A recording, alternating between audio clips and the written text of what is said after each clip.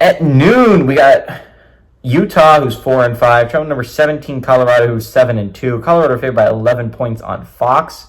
Isaac Wilson's gone 98 of 177, thrown for 1,200 yards, 8 touchdowns, 8 interceptions for the Utes. Micah Bernard's had 147 carries for 860 yards and 3 touchdowns, and Dorian Singer has 44 catches for 616 yards.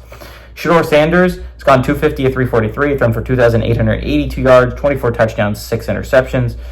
Isaiah Augustave has had 73 carries for 303 yards and 3 touchdowns, and Travis Hunter has had 69 catches for 856 yards and 9 touchdowns. Utah is 35-32 against Colorado all time. Last 7 games have gone to Utah from 2017 to 2023.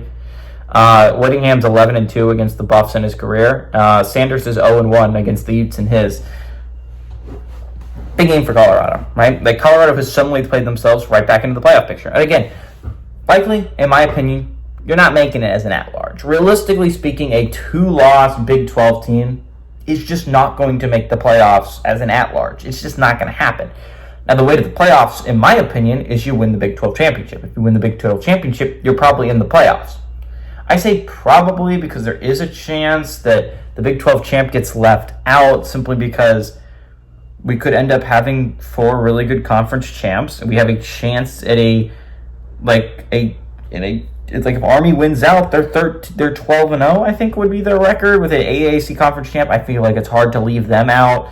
And you would obviously, if Boise wins out, they're going to be one of the top 4 teams, because if Boise wins out, and assuming Colorado wins the Big 12 champ, you would assume Boise would get one of those top 4 spots and not Colorado. I don't see Colorado hopping Boise for no reason.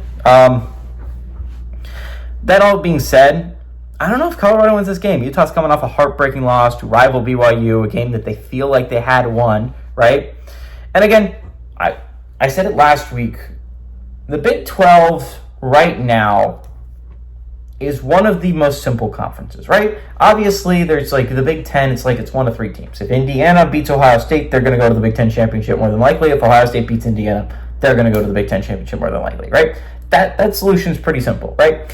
In the ACC, it looks like if Miami and SMU win out, they're going to go to the conference titles to play each other. Now, again, there's a scenario where Clemson can get back into the play of this, but that's a pretty simple conference as well. The SEC is a mess. They're the easily most complicated conference, but Big 12 is pretty simple too. If BYU wins out and Colorado wins out, they will be playing each other for a Big 12 title.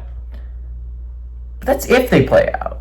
If Colorado wins out. Colorado drops a game, which against a Utah team that showed some real life against BYU, I think is a real possibility considering how much Utah has owned Colorado as of late.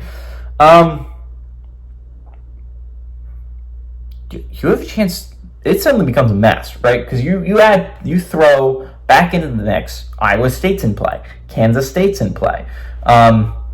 Throw back into this, West Virginia, baby. They're back in play for this thing, as well as Arizona State. Although Arizona State plays Kansas State tonight in what's basically an elimination game for both teams, the likelihood of you getting to the Big 12 championship if whoever loses that game is very, very low. So that's likely an elimination game there. But damn, big, massive West Virginia. West Virginia getting back into this thing would be crazy work this late in the season.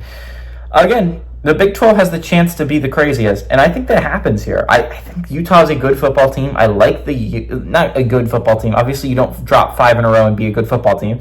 But all that being said, I kind of like the Utes. I think they have a decent team built there. They gave BYU everything they could handle last week. They're going to be playing angry because that's a game they feel like they could have won.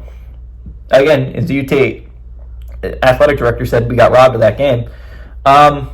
I think Utah's going to take out that anger. I like Utah to go on the road, and this is going to be my upset of the day. I know it's an 11-point upset. I mean, that's a solid upset, but again, there's not a lot of options this week. I like Utah to go on the road and upset Colorado.